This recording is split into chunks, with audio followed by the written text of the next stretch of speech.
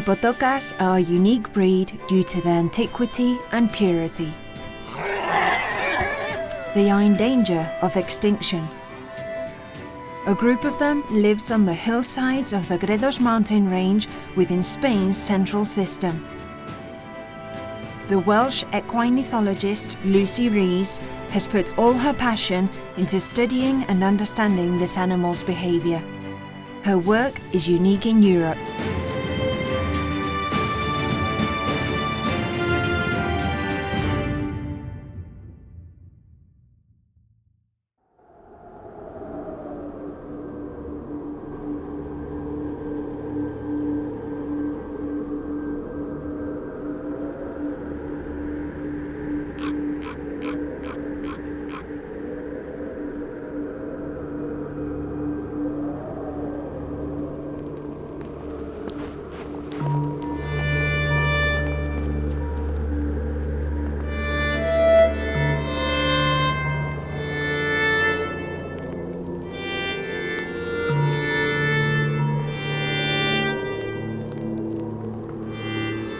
Winter in Penenegra can be pretty hard with the cold and the snow, a lot of snow.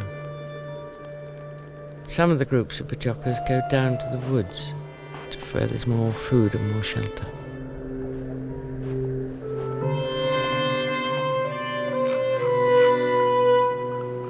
The equine mythologist Lucy Ree crosses one more day the Penenegra, the territory where the horses of the Pottoka race live. They are the protagonists of the research that she has been carrying out for several years. This is a unique scientific study in Europe. It is so because the protagonists are horses that live in freedom without receiving any kind of care. The horses that Lucy Ree studies are therefore truly wild.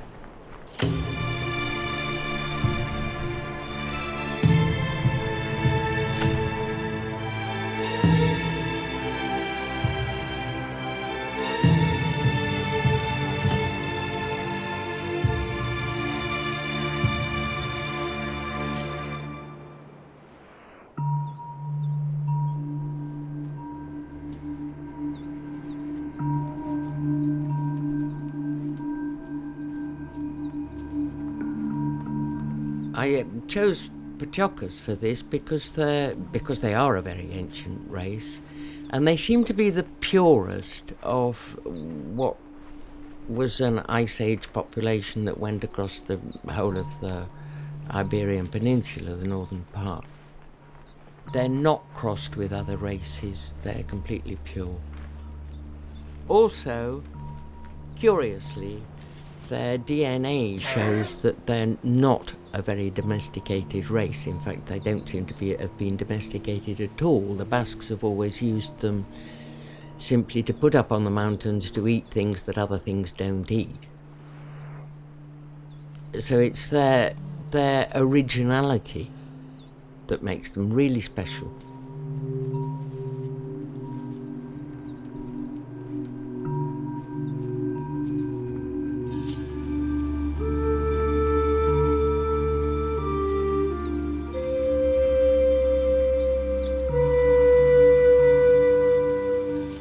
Belts belongs to this small group, an unmistakable male because his left ear is missing.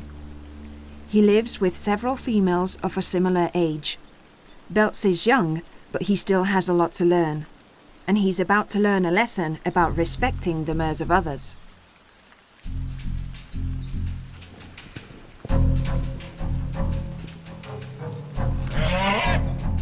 Gabiri, a veteran stallion with a white mane, is the one who will teach him the lesson. When two stallions meet, they don't actually have the fights that people imagine. There's a huge amount of noise and drama and melodrama, and then they just quieten down. They dung and they smell each other's dung to see who each other is for future reference, and then they just go away. The only times when you really see conflict is when one of them has a mare in season and the other ones come for her. He smelled her. And then you can have a conflict, a real conflict, but it's very rare. Horses look for peace, not for conflict.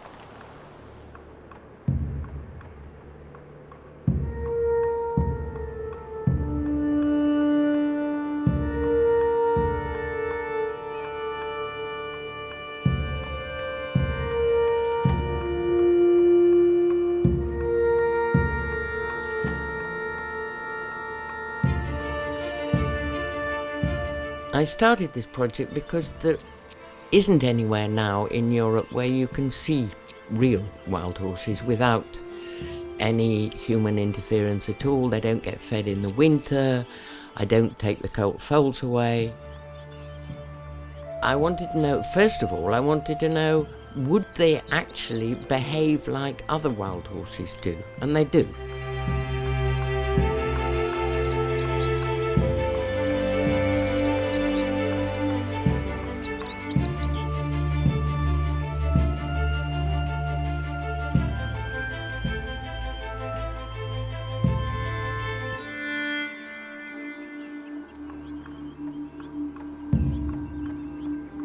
I like Penenegra for this project, particularly because it goes high, it goes low, there's snow, there's wood, there's different environment, and also it's big enough.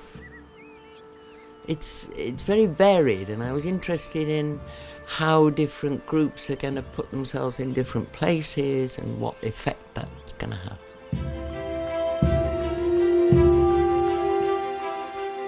Penenegra is the western area of Gredos, one of the mountains that makes up the great mountain range that crosses the center of the Iberian Peninsula. Around its summit, nearly 1,500 meters of altitude, a varied natural environment of enormous biodiversity spreads out.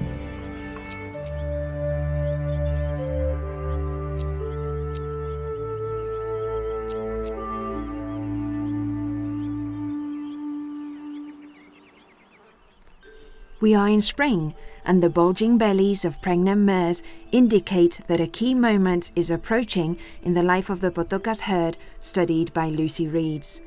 The arrival of a new generation. Delivery is a delicate moment also because future mothers know they are especially vulnerable, although this is not the only reason why they are separated from the group.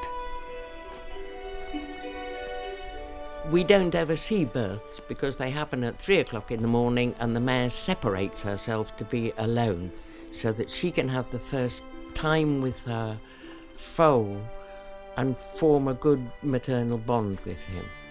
His life depends on that, so we don't see it.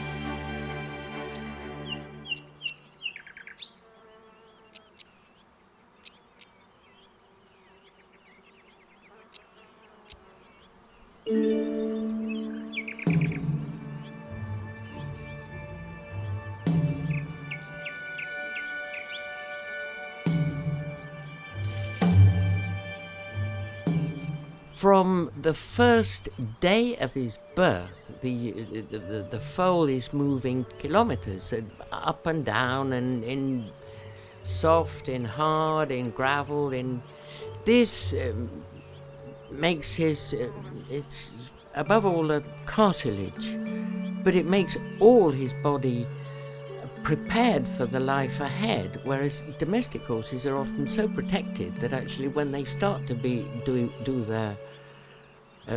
start their sporting life, they start to break to pieces because they're not made of toughened material like Pottokas are.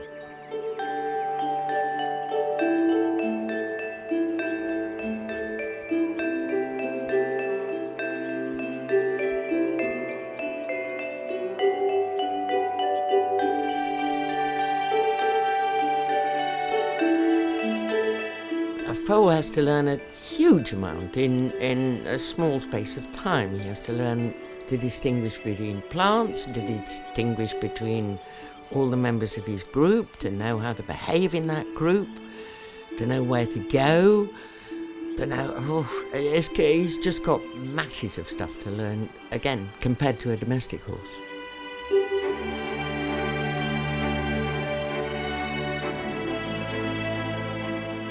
Day after day, year after year, the work of observation and study of the behaviour of herds of Pottoka horses contributes to the novel conclusions drawn by the equine mythologist Lucy Ree. Also, their natural behaviour often gives me ideas of how to do more natural forms of training. For instance, the foal, when he wants to stop his mother and feed himself, runs in front of her and he blocks her. He doesn't pull her tail or push her or pull her mane. He blocks her without touching her, and then he goes underneath. So that gave me the idea that these horses that are very difficult to stop, instead of putting things that hurt on them, I just block them, and it works much better.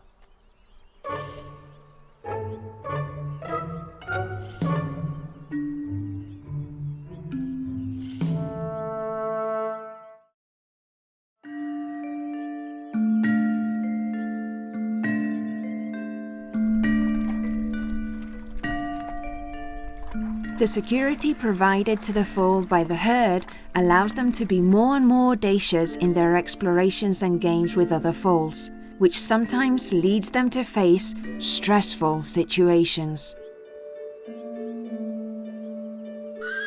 This foal has just discovered that he has lost sight of his mother.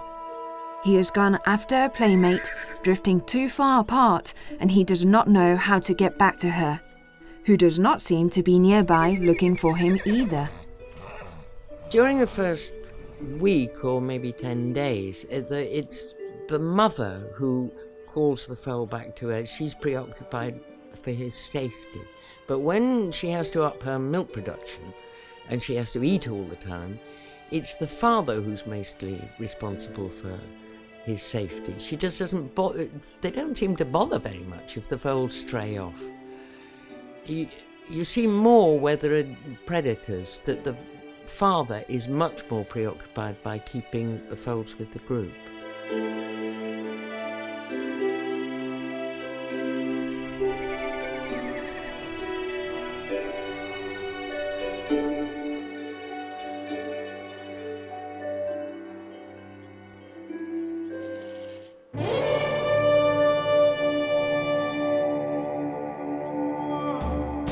The life of the herd is now agitated by the antics of the younger ones. The air is filled with the aroma of love among horses.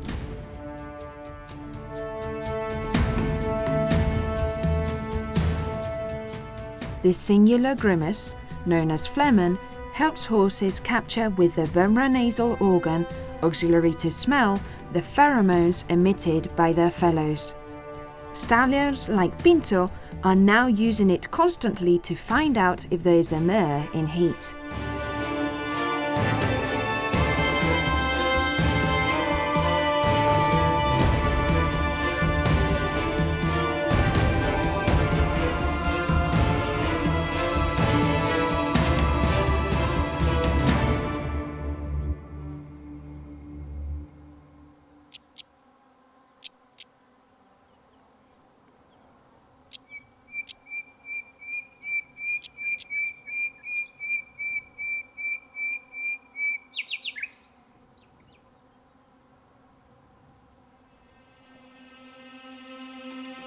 The young male, again, has already perceived the irresistible smell of a female in heat and heads towards her with determination.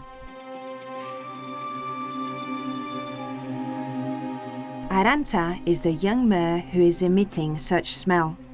The zeal of mares lasts around 5 days, but it's only at the end of that period when females are really ready for the ovum to be fertilized.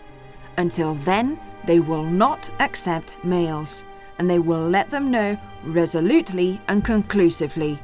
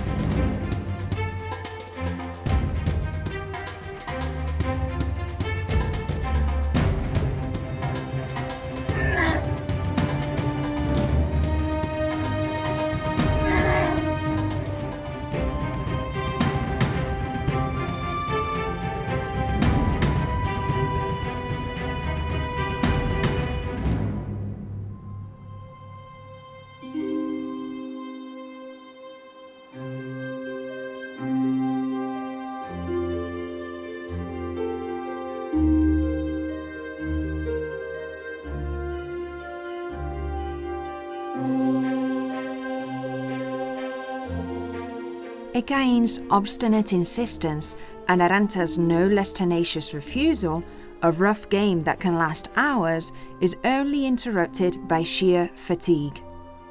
A truce they're both use to have something to eat and recover strength before Equine decides to start the next round.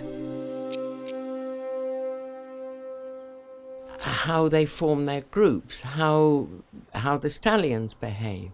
It's really important that we have a good base in understanding this, so that we realise that domestic horses are half of them are half crazy, really. This is not natural behaviour that they show. Domestic horses are much more altered. Their behaviour is much more altered by the situations in which we put them than we think. So we draw bad conclusions. We've got to know what natural behaviour is to know what unnatural behaviour is. I don't cure their wounds.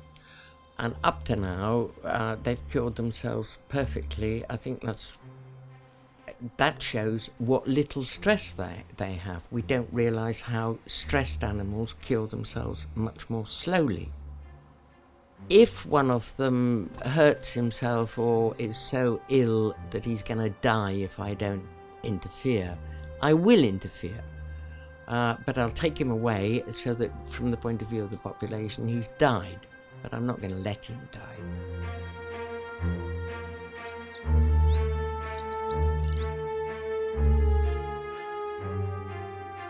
But Lucy Ree hasn't always been able to arrive in time to intervene. The broken tooth discovered in this skull, probably because of a kick, has made Lucy think that the subsequent infection it caused led to its death.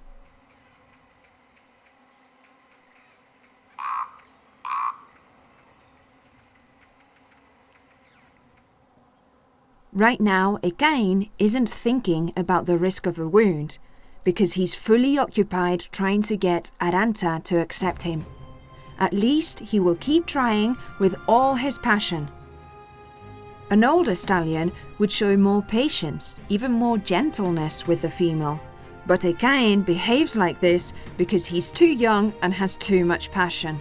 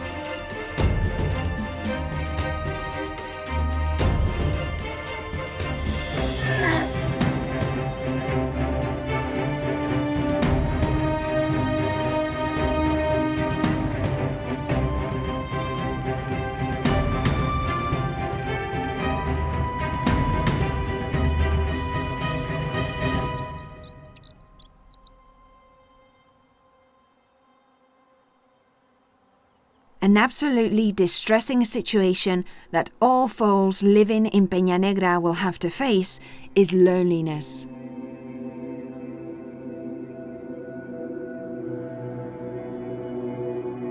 Being alone is really hard for a horse. It really disturbs them, it really distresses them. They only feel safe when they're with others. All the youngsters leave their natal bands when they get to sexual maturity, which is year and a half, 2 years old. And this is really hard for them. They've got to leave everybody they know and try to insert themselves in another band or find friends or whatever.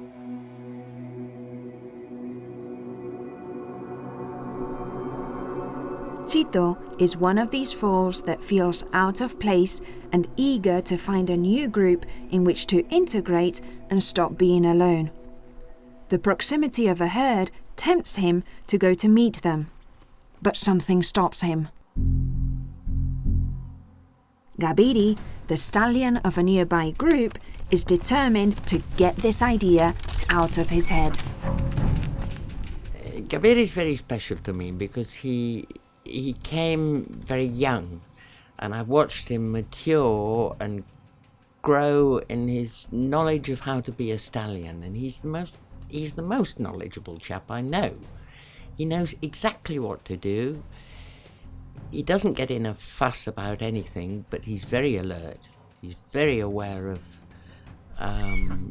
any disturbances around. He looks after his mares, he looks after his foals particularly.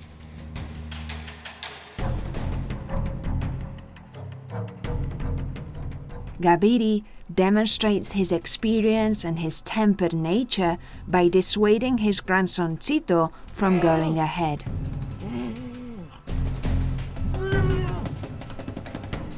He makes him understand with the usual choreography between males, in which Gabiri uses the blocking movement that foals also use with their mothers. The message is clear. There is no place for another stallion in this herd. So Tito resigns himself to continue looking elsewhere.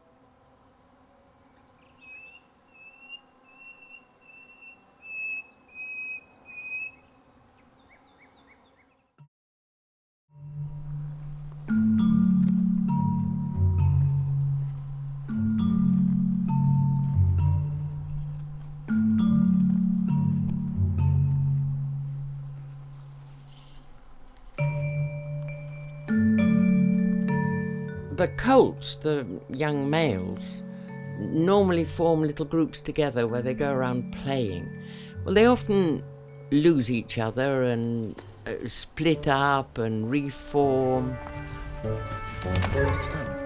In this population, the fillies, the young females, tend to join them more than the established natal bands.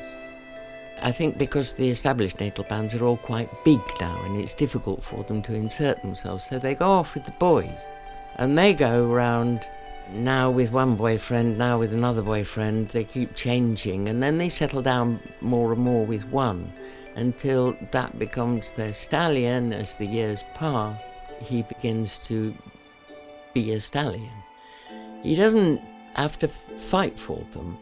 That's a mistake entirely that people think.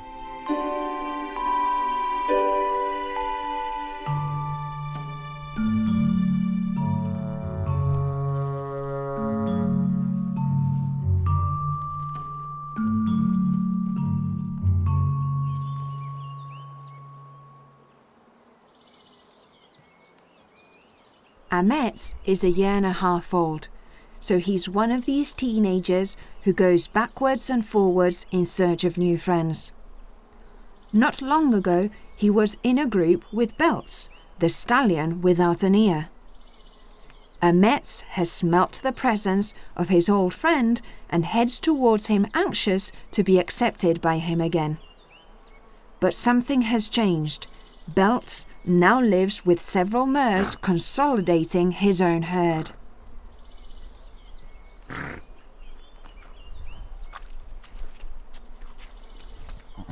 Belts is a wonderful character. Belts, when he was about a year old, his father died, and that was when Pincho came in, and I think Pincho attacked him and bit his ear, and he lost his ear.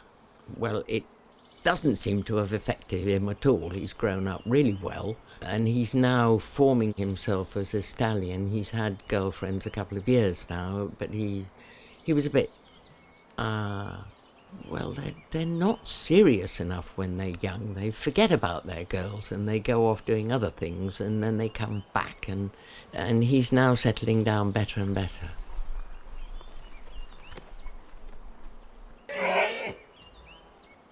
A gesture from the distance was enough for Belts to convince his old buddy that there's no place for another male there. Metz has no choice but to resign himself and continue walking through the forest in search of another group where he's finally accepted.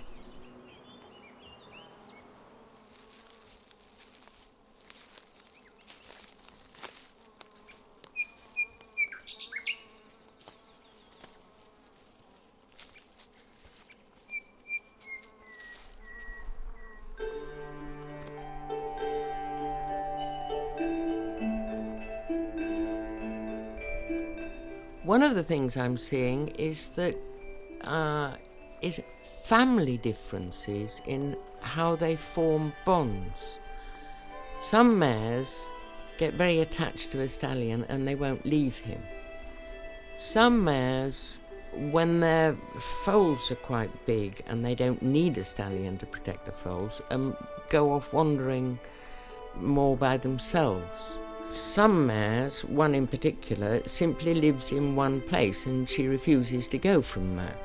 If one stallion comes, she lives with him, and if another stallion comes, she lives with him, and if nobody comes, then she lives with her family. And her family adore her. She's still got quite old youngsters with her. They don't go from her.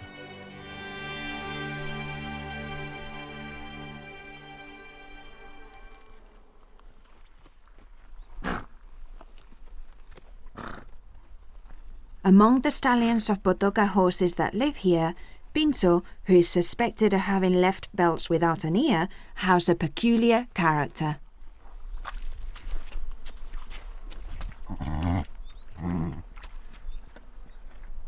Pincho's a bit different from the others because he wasn't actually brought up in a wild herd. So he didn't have a father to teach him how a stallion should behave. I don't know whether it's Pincho's character, his genetic, or it's this lack of social education from his father, but he was much more aggressive when he started to be with mares. And he was much more careless too. He kept losing them all the time and then getting terribly excited. He's got better as time has got on. But I think I see a lack of parental guidance there.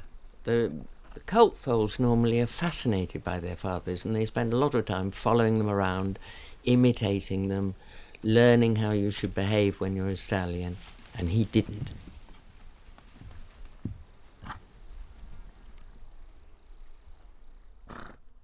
Brooms are among the most abundant shrubs in the vegetation that covers Penenegra.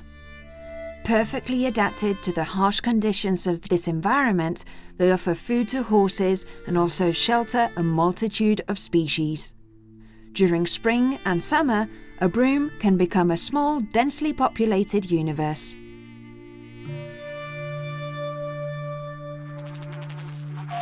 Its highest branches are climbed by grasshoppers to feed. Brooms also offer them refuge, although it's not free of dangers. Some of the jumps they take can fatally end in a web woven by a funnel spider in front of its lair.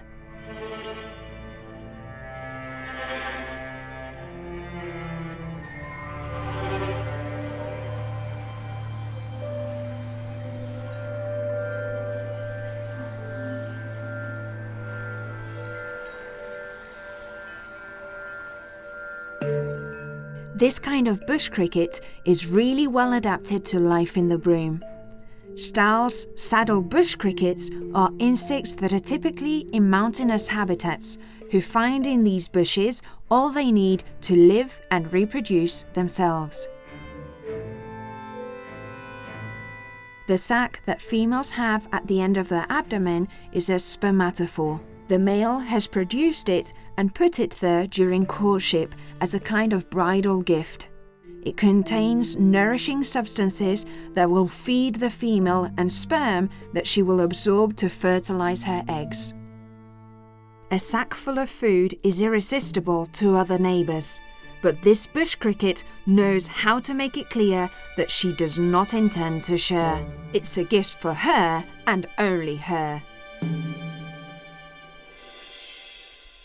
Once the fertilization is complete, the female bush cricket descends to the ground where she buries her eggs with the aid of her ovipositor, the enormous stilletta that only the females have at the end of their abdomen.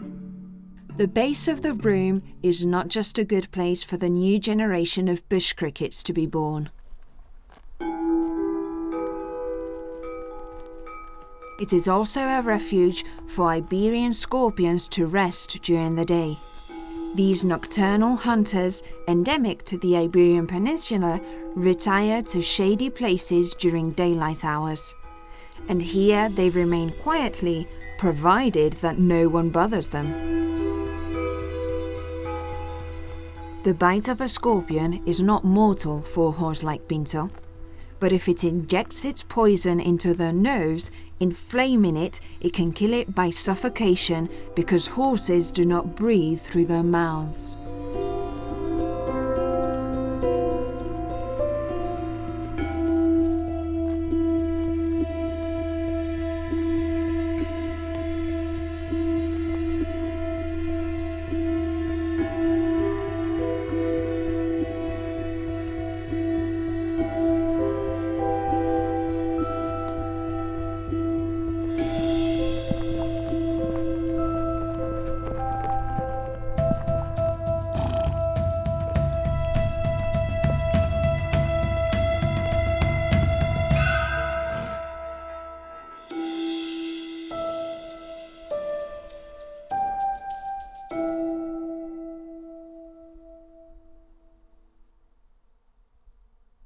Observing the behavior of herds of horses before the intuition of a nearby danger has contributed with enlightening conclusion to Lucy Ree's scientific work. What we see is within a natural band, there aren't special leaders, nobody gives orders, nobody tells each other what to do, except not to tread on their own toes. It's, I've got my responsibilities, I've got my role, just don't interfere with me and I won't interfere with you. But when there's trouble, we all join together. Domestic horses that compete for their food, some of them get much more aggressive than others. And people take this to mean that one is the boss or is telling them what to do. And then they think that the way to tell a horse what to do is to be aggressive with it. This is a completely unnatural, anthropomorphic model that I want to destroy with the help of my Pottokas.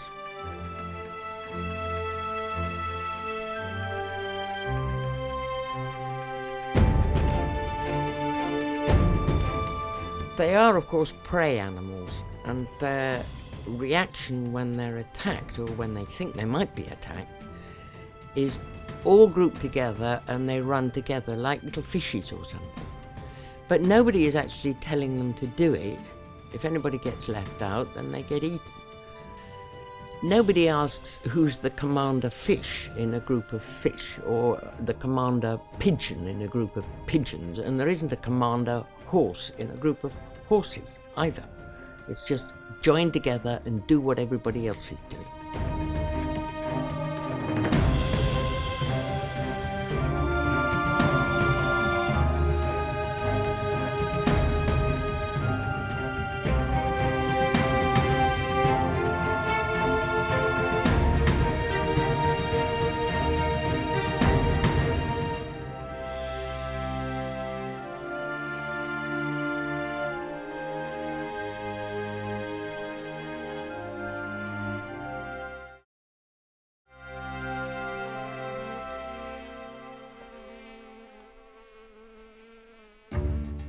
There's an attack that Pottoka horses can't escape from by galloping.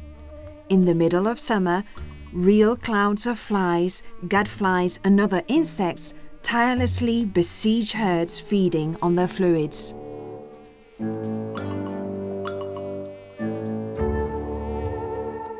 Evolution has endowed horses with manes and tails, which, although they are effective weapons against these annoying intruders, they are not at all final.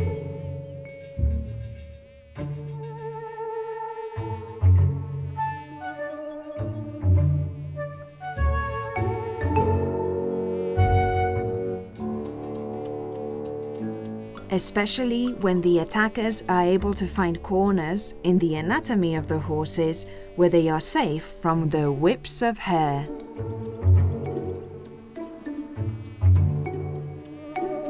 But desperate times call for desperate measures. In order to get rid of the insidious voracity of insects, Pottokas manage to use what their environment offers them when they cannot manage by their own means.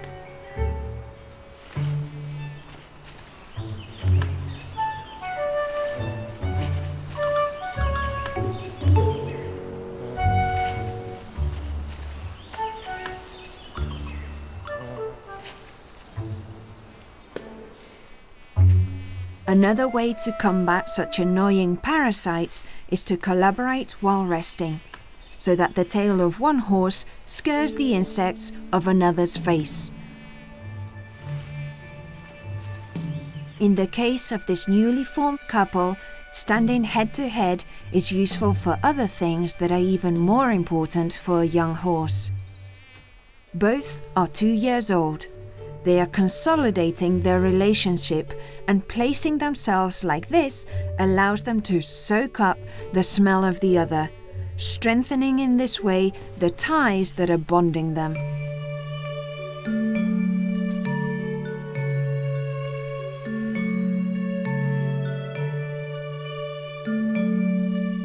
This oak forest seems to be their favorite place, where Indatsu and his young companion find everything they need. Somewhere fresh against the rigors of summer and an abundance of food. However, chance can bring setbacks to bother the placid love story.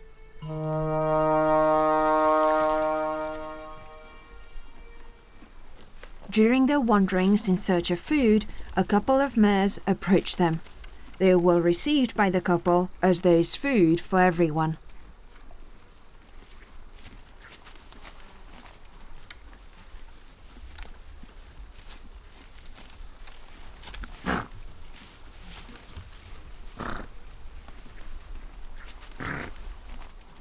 The group is alerted given the bustle of neighs and broken bushes.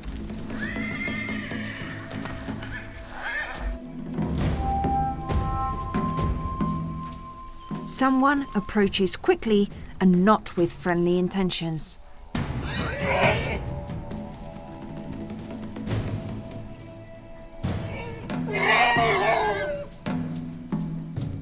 It is Belts, the male without an ear, and he does not seem willing to tolerate this situation.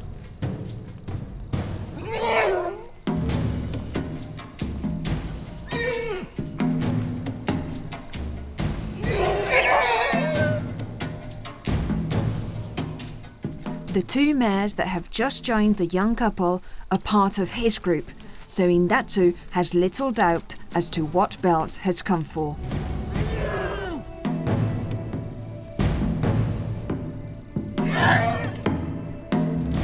But he also has something to defend, his stallion status and the mare that he's with.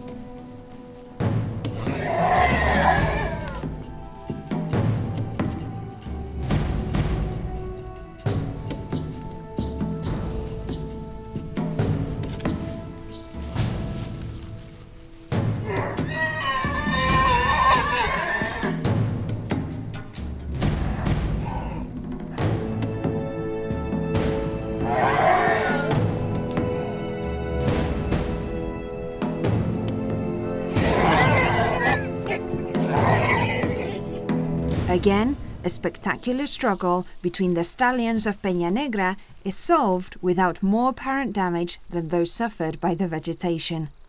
Belts moves away with his companions, leaving the young couple to continue eating quietly in the corner of the forest.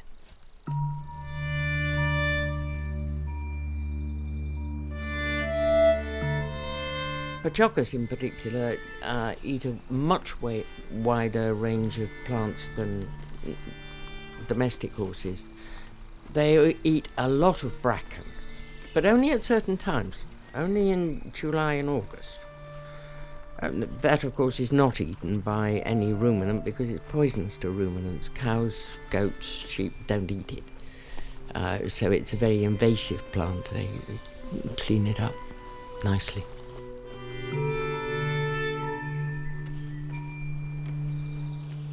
Lots of people think that they know which plants to eat to cure themselves of wounds and things. I don't know whether that's true. I want to find out whether it's true. It's certainly true that we have a lot of medicinal plants, like thyme, espliego, which is a kind of lavender, brambles too when they're old, various other things. I don't really know what the incidence of them whether they choose them more when they've got a wound or not, and I'd like to be able to show that. What is certainly true is they can heal themselves of very serious wounds faster than a vet can.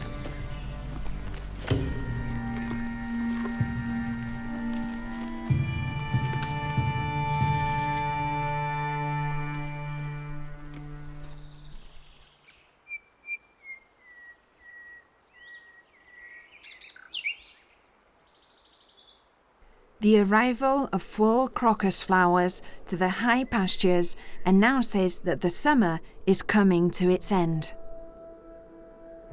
Its friendly common name, quitameriendas in Spanish, which means snack snatcher in English, comes from traditional culture because its flowering coincides with a reduction in hours of light, which means that dinner is eaten earlier, therefore leaving no time for farmers' afternoon snack. Its beautiful petals give some colour and life to a land that is obviously exhausted after so many days of unrelenting sun and lack of rain. For horses, it's a tough time due to lack of food, so they do not hesitate to incorporate these flowers into their diet. But this is too little for the hungry Pottokas, who are forced to travel ever greater distances in search of something to eat.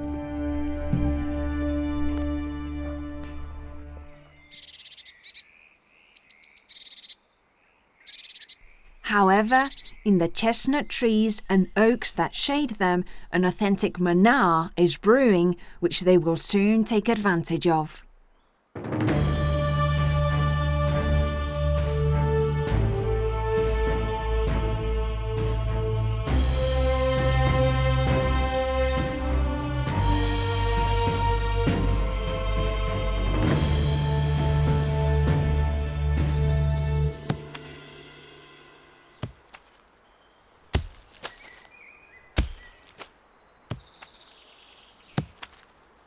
Green acorns are thought to be poisonous, but they don't seem to eat them green. They don't fall green here. They get mature before they fall. And I think the tannic acid in ripe ones and also in the chestnuts is how they're worming themselves. I see quite high worm titers in the young ones, but when they're adults, it goes right down. I also find that when the acorns begin to fall and when the chestnuts begin to fall is when I see worms in their dung, which I don't see at other times.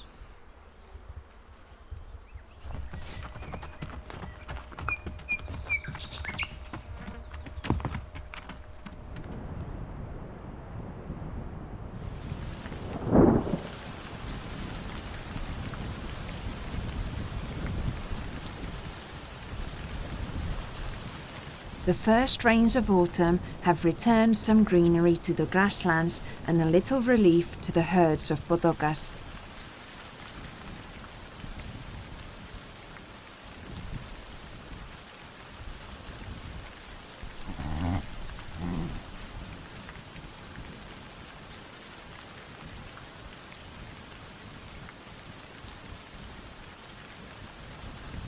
With the passage of the storm, calm reaches the skies of Penenegra.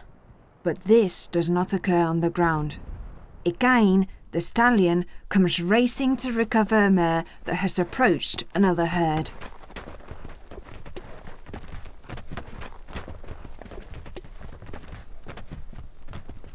Warned by the uproar caused in his group by the newcomer, Pinto makes an appearance, challenging him.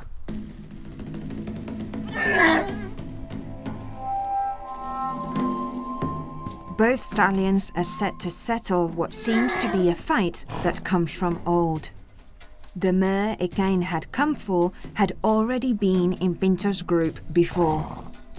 But some time ago she decided to abandon him shortly after some mastiffs killed her newborn foal.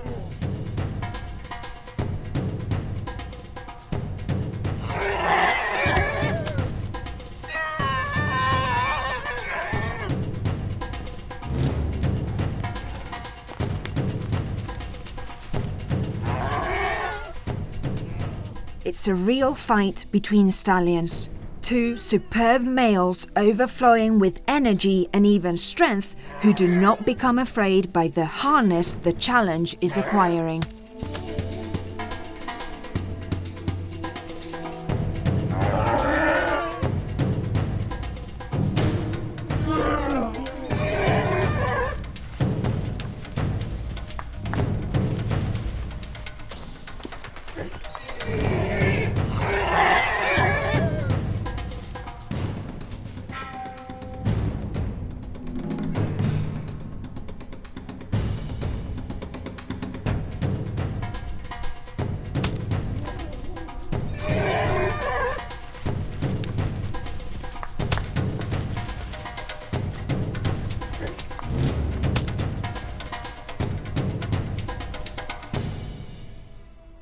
The arrival of the rain seems to appease spirits, ending with the coarse confrontation between the two males.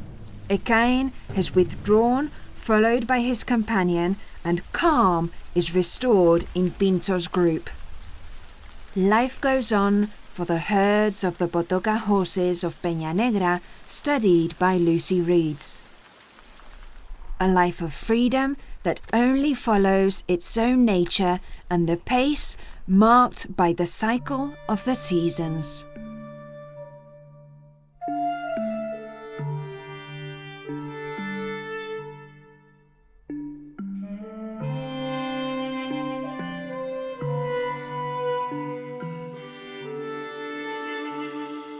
I think this project has lasting value because we're gradually getting further and further away from nature, really, in the way we live and the way we force horses to live.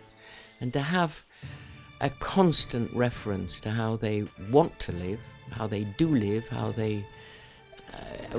we can just go on studying them forever. This is just a continuing adventure, really.